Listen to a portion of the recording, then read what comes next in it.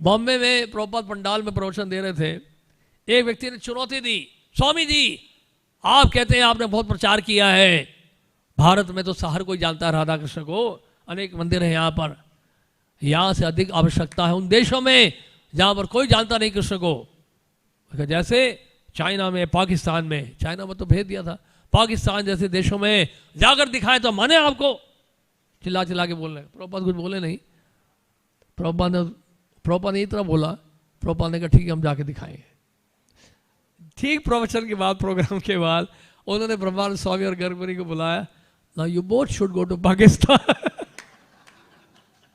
और कौन से साल, 1971 में, जब इंडिया पाकिस्तान का वॉर लगभग शुरू हो चुका था, उस समय उनको पाकिस्तान भेजा प्रभुपाद ने। बाप, बहुत खतरा हर जगह, अफ्रीका भेज रहे हैं, पता नहीं कहाँ कहाँ भेज रहे हैं। और हमारे गुरु महाराज को प्रभुपाद ने भेजा रशिया। फिर उसके बाद तमाम कृष्ण महाराज को चाइना में ध्यान ज़्यादा देने लगे, तो फिर हमारे गुरु महाराज को जीबीसी बनाया था पूरे इंडिया का 1975, 74 में, 75 में शायद। तो 75 लगभग 50 वर्षों तक समझ लीजिए महाराज जीबीसी रहे हैं। तो फिर महाराज रशिया गए, प्रभुपाद ने कह दिया जाना है। फिर प्रभुपाद ने कहा you don't go like this, you go in business suit. Business suit में जाने के लिए बोला वहाँ प्रभुपाद, क्योंकि वहाँ कम्युनिस्ट कंट्री था, यूएसएसआर, कम्युनिस्ट कंट्री, कट्टर कम्युनिज्म, केजीबी। पता चल जाएगा कि आप धर्म का प्रचार करने आए हैं, सीधा भेजेंगे साइबेरिया में, एसाइलम में डाल देंगे आपको, टॉर्चर करेंगे आपको। बहुत कड़क, जैसे चाइना है ना वैसे रशिया था उस समय। तो प्रभुपाद ने कहा कि आप ये डिवोटी क्लोथ में मत जाओ, यू गो इन सूट्स। तो हमारा सूट पहन के गए थे। और प्रभुपाद ने ये भी बताया इस्कॉन को रिप्रेजेंट मत करो, आप बीबीटी के रिप्रेजेंटेटिव बन के जाओ, भक्ति वेदांता बुक ट्रस्ट के ट्रस्टी भी थे महाराज। तो महाराज को भेजा बीबीटी को रिप्रेजेंट करते हुए। वहाँ पे एक वो लग रहा था, क्या कहते हैं उसको, जैसे होता ना प्रगति मैदान में, क्या कहते हैं उसको, फेयर, बुक फेयर। तो बुक फेयर में प्रभुपाद की बुक्स डिस्प्ले होनी थी, और वहाँ जाके ये भी पता करना था कि कैसे हम प्रिंटिंग शुरू करें रशिया में रहते हुए। एक बिल्डिंग के बेसमेंट में प्रिंटिंग प्रेस हमने स्थापित किया था इस्कॉन ने, भक्तों ने मिलकर। और वहाँ पे महाराज गए, उस मशीन को देखा, मशीन को देखकर गुरु महाराज दंडवत किया और उसमें से इंक लेकर मैं माथे पे लगाया। बोले कहा ये इंक से क्यों तिलक लगा रहे हैं आप? उन्होंने कहा ये वो मशीन है जिससे प्रभुपाद जी के ग्रंथ छप रहे हैं, ये साधारण मशीन नहीं है। रशिया में उन दिनों बहुत कड़की थी, लेकिन आज देखिए रशिया में 200 से अधिक केंद्र हो गए। ये भक्तों का समर्पण है, गुरु महाराज के चरण चिन्ह पड़े वहां पर, अनेक भक्त गए वहां पर, तभी वहां पर इतना प्रचार हो रहा है। देखिए ये याद हमें रखना है, जब हमको देते हैं, त्यागते हैं गुरु की प्रसन्नता के लिए, वो त्याग कभी बेकार नहीं जाएगा। आज नहीं तो कल निश्चित रूप से कुछ ना कुछ मिलेगा आपको। और सबसे अधिक क्या मिलेगा हमें? हमारी कृष्ण भक्ति में विकास, हमारा आकर्षण बढ़ेगा भगवान के लिए। तो इस तरह से प्रभुपाद की कृपा ली सबने, गुरुजनों ने, हमारे गुरु महाराज पूरे भारत की जिम्मेदारी ले ली उन्होंने, बहुत बड़ी जिम्मेदारी। 1969 में प्रभुपाद ने एक चिट्ठी लिखी थी गुरु महाराज को, उनको लिखा your duty is to construct temples in India. आपकी जिम्मेदारी है मंदिर बनाना भारत में। भारत में मंदिर कितने थे? कोई थे नहीं। प्रभुपाद ने बनवा रहे थे उस समय, मायापुर, वृंदावन और जुहू, ये तीनों मंदिर एक साथ बन रहे थे। बाकी कोई 5-6 मंदिर होंगे पूरे भारत में। आज प्रभुपाद जी की कृपा से हमारे गुरु महाराज अनेक वैष्णवगण जो प्रचार कर रहे हैं, इन सब की कृपा से आज पूरे भारत में 350 से ऊपर केंद्र हो गए।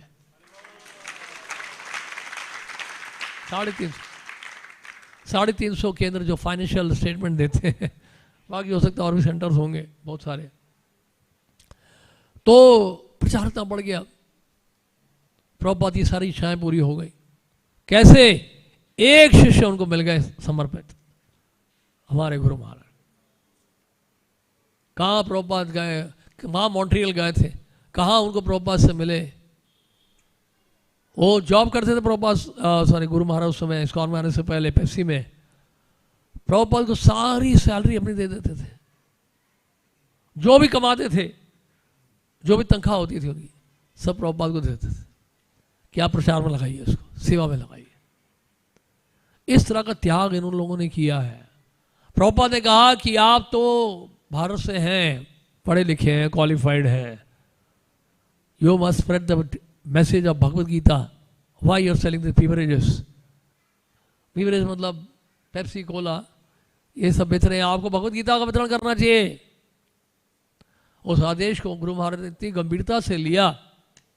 आज देखिए दिल्ली गुरु महाराज का जन्म स्थान है, जोरबाग, 19 जोरबाग, और दिल्ली को ही महाराज ने वैकुंठ बना दिया है। हर दिशा में एक मंदिर, 10 दिशाओं में मंदिर बना दिए महाराज। क्या उनकी तपस्या का फल देखिए। इसलिए आज भी गुरु महाराज को सब याद करते हैं। इस कारण से नहीं कि उन्होंने बहुत बड़े बड़े कार्य कर रहे हैं, वो तो है ही, बड़े बड़े कार्य किए हैं, केवल इस कारण से नहीं। गुरु महाराज की विनम्रता, उनका जो संबंध रहा है भक्तों से, प्रेम का संबंध सभी से बिना किसी भेदभाव के, इस कारण से आज भी गुरु महाराज को सब याद करते हैं। भले उनके प्रत्यक्ष शिष्य हो या ना हो, हर कोई याद करता है। वरिष्ठ से वरिष्ठ भक्त भी इस्कॉन के और नए से नए भक्त भी आज भी गुरु महाराज को याद करते हैं। बताइए, गुरु महाराज के जाने के उपरांत जब उनके बपू को देहरादून से लेकर आए, ऑडिटोरियम में हमने रखा दर्शन के लिए, 4 बजे करीब लाए होंगे हम लोग, पूरी रात लोग आए उनके दर्शन के लिए। 1 लाख से ऊपर लोग आए थे उस दिन, हमने काउंटिंग में देखा, गेट पे काउंटिंग करवाया था। 1 लाख से ऊपर लोग आए थे महाराज का दर्शन करने। पूरी रात आते रहे लोग, पता नहीं कहाँ कहाँ से, और सब भक्त के वेश में ही थे, तिलक लगाए हुए। 1 लाख लोग कहाँ से आ गए? ऐसा प्रतीत होता है कि देवी देवतागण भी जो है भक्त के वेश में आकर दर्शन करके गए। 1 लाख लोग, पता ये पूरी रात आ रहे महाराज को देखने। ऐसा तो भी इस्कॉन के इतिहास में कभी हुआ ही नहीं आज तक, किसी के जाने पर इतनी बड़ी तादाद में कभी। और वृंदावन में भी बता रहे थे, वृंदावन में जब समाधि दी जा रही थी, कई भक्त बोल रहे थे आज तक वृंदावन में इतनी भीड़ नहीं लगी किसी के जाने पर। ऐसा लग रहा था कि पूरा वृंदावन ही आ गया है दर्शन करने के लिए। तो महाराज ने ऐसा नहीं कि बहुत लंबे लंबे प्रवचन दिए हो, लेकिन महाराज ने सरलता का प्रस्तुत की है। प्रभुपाद जी के वचनों को यथारूप दोहराया है। कोई मान सम्मान की इच्छा नहीं थी गुरु महाराज को। इतने विनम्र थे महाराज कि जब भी उनको सेवा दी जाती थी जीबीसी बॉडी में, उसको कभी मना नहीं करते। जो और लोग हो सकता था मना कर देते थे किसी कारणवश भी, लेकिन महाराज ने सेवा के लिए कभी मना नहीं किया, कभी भी नहीं मना किया उन्होंने। इसलिए सेवा इतनी थी महाराज के पास कि माया के लिए रंच मात्र भी स्थान नहीं था प्रवेश करने के लिए, जगह ही नहीं थी माया के लिए। सेवा से भरे हुए थे हमेशा, इतनी सेवा स्वीकार कर ली, मना नहीं कर पाते थे सेवा के लिए महाराज। याद है मुझे कि 2 भक्त इलाज करा रहे थे अपना, कोई ट्रीटमेंट था, उनका स्वास्थ्य खराब था और वो प्रसाद मॉल में अलग ही प्रसाद ले रहे थे। तो गुरु महाराज ने आगे पूछा उनसे कि आप अलग से प्रसाद क्यों ले रहे हैं, क्या हो गया आपको? उन्होंने कहा गुरु महाराज हमारा स्वास्थ्य ठीक नहीं है, हम इलाज करा रहे हैं, और आपकी सेवा क्या है? पूछे आप दोनों सेवा क्या कर रहे हैं? उन्होंने कहा कि महाराज अभी तो फिलहाल कोई सेवा नहीं है, हम इलाज करा रहे हैं। महाराज एकदम गंभीर हो गए। गुरु महाराज ने कहा अगर मेरे पास सेवा ना हो ना तो मैं जीवित नहीं रहूंगा।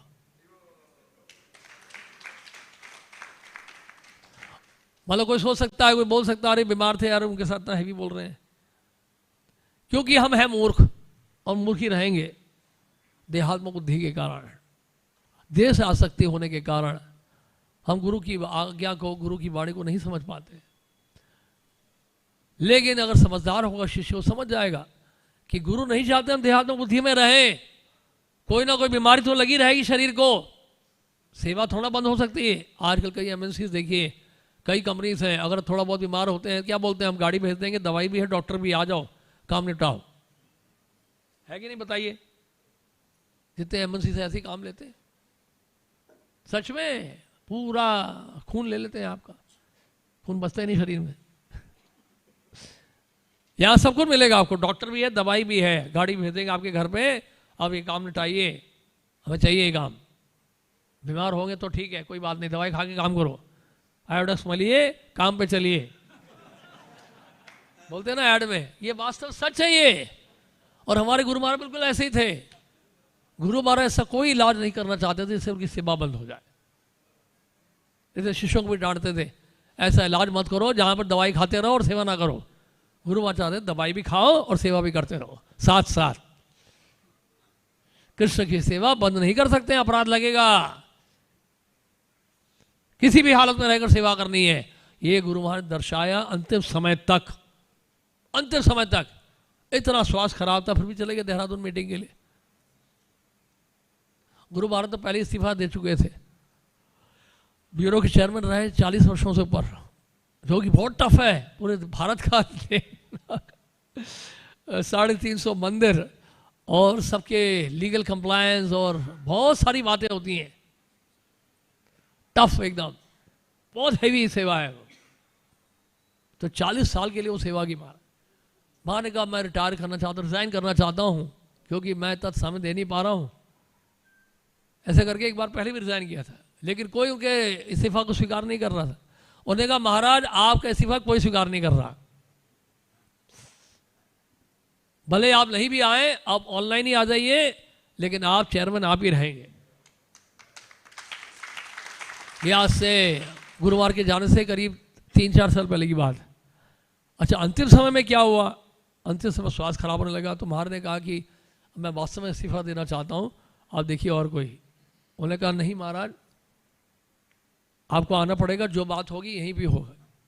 हालांकि महाराज ठीक, स्वास्थ्य बिल्कुल सच में ठीक नहीं था, लेकिन उन्होंने कहा कि बहुत लोग बुला रहे, मुझे जाना ही पड़ेगा, तो चले गए महाराज। वहाँ जाके महाराज बोले कि मैं चाहता हूँ और कोई जिम्मेदारी संभाले ये।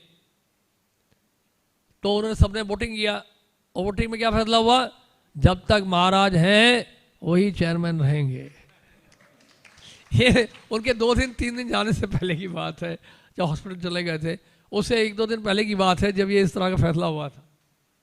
महाराज को छोड़ा नहीं जा रहा था कोई, इतना हमारा से लोगों का था अट्रैक्शन। ये लीडर्स की बात कर रहा हूँ मैं, नए भक्तों की बात, हमारी बात नहीं कर रहा मैं। जो उनके शिष्य नहीं है, उनके गुरु भाई हैं, कोई और गुरु के शिष्य हैं, कोई नहीं चाहता था कि वो छोड़ें, क्योंकि जिस तरह से महाराज सबको बांध के रखते थे सेवा में, वो कला वही जानते थे। सबको लेके चलो, कैसे भी निकालना बड़ा आसान है, भक्त बनाना बड़ा मुश्किल है। इसलिए झेलना सीखो, जितना सहन करेंगे। तो महाराज के अंदर बड़ी दया थी, बहुत दया। एक बार ऐसी बात, एक भक्त था, उसने नियम तोड़ दिया था, तो मैंने गुरु महाराज को बताया ऐसा नियम तोड़ा है महाराज। महाराज को उसको बुलाओ तुरंत। तो बुलाया, महाराज ने कहा क्या हुआ, मैंने सुना है कि आपने कैसे बोले। महाराज कुछ बोलने ही लगे थे, वो भक्त रोने लग गया एकदम, बहुत रोया वो गुरु महाराज के सामने। जानते क्या हुआ उसके बाद, गुरु महाराज भी रोने लग गए उसी समय। महाराज की आंखों से आंसू आने लगे, बात कुछ हुई नहीं, इतना ही पूछा कि क्या हुआ। महाराज इतने रोने लग गए, आंखों से आंसू बहते जा रहे। उसके बाद पता एक ही बात बोली महाराज, सिर्फ इन्होंने अपनी गलती मान ली है, बस। That's the end of the story. बस यही था, और कुछ नहीं बोला महाराज ने, इन्होंने अपनी गलती मान ली है। क्या उनके हृदय में दया थी, बाप रे बाप। क्षमा करने की जो भावना गुरुदेव में थी, उसकी कोई सीमा नहीं थी। हालांकि लोग सोचते थे कि भाई गुरुदेव दंड क्यों देते हैं, कड़क होना चाहिए, निकालो उसको। एक चीज हमें याद रखना है, गुरुदेव अगर निकाल दें हमें सेवा से, पूरे ब्रह्मांड में किसी की ताकत नहीं है कि दोबारा हमें कोई सेवा में लगा सके। किसी के पास ताकत नहीं है हमें सेवा में लगाए, फिर भगवान की सेवा कोई नहीं लगा पाएगा हमें। और गुरुदेव हमें त्याग दें तो माया का ऐसा प्रभाव है। लेकिन गुरु अगर लगा के रखे सेवा में, तो भगवान सेवा को स्वीकार कर लेते हैं। तो पूछेंगे, आप बोलेंगे लेकिन शिष्य ने जो गलती की है उसका भुगतान कौन करेगा? क्योंकि किसी ना किसी को तो लेना पड़ेगा, वो जो भी नियम तोड़ा है उसने, तो उसका भुगतान कोई तो लेगा, उसका रिएक्शन। तो गुरुदेव क्या करते हैं, उस शिष्य को बचाने के लिए अपने ऊपर ले लेते हैं। वैष्णव बनना, गुरु बनना कितना खतरनाक है, सोच के देखिए। शिष्य को बचाने के लिए बीमार पड़ जाएंगे, शिष्य को बचाने के लिए रोग स्वीकार कर लेंगे।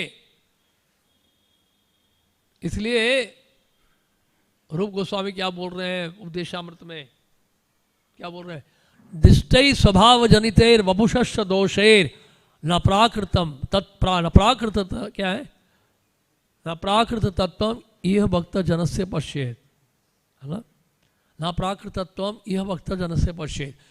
रूप गोस्वामी ये कह रहे हैं कि जब आप गुरु वैष्णव का वपु देखो और देखो ये रुग्ण अवस्था में है, तो प्राकृत मत मानो उनको।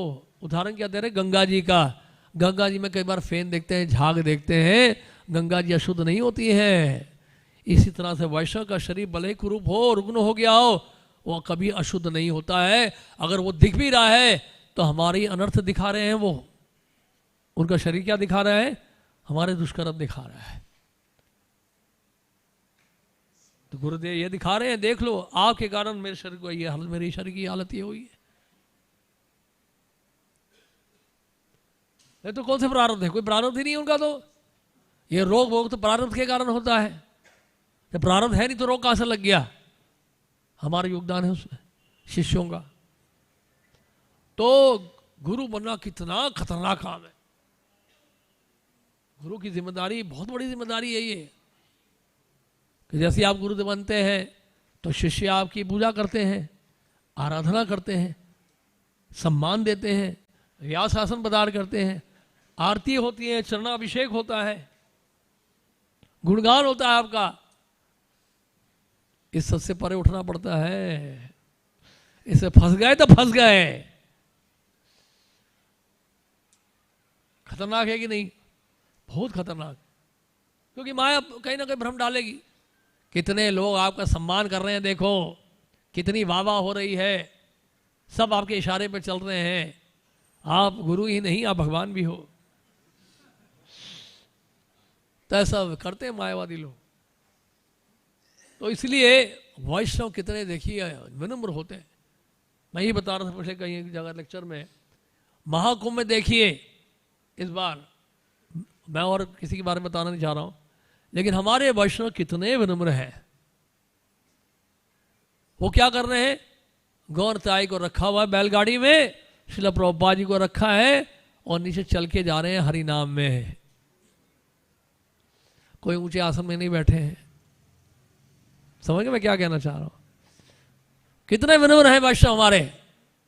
लेकिन क्या होता है, समस्या क्या है, क्योंकि हम वैष्णव हमारे बड़े विनम्र हैं, हम लोग नहीं समझ पाते उनको, उनकी विनम्रता को हम हल्का ले लेते हैं। विनम्रता तो बहुत बड़ा हथियार है वैष्णवों का।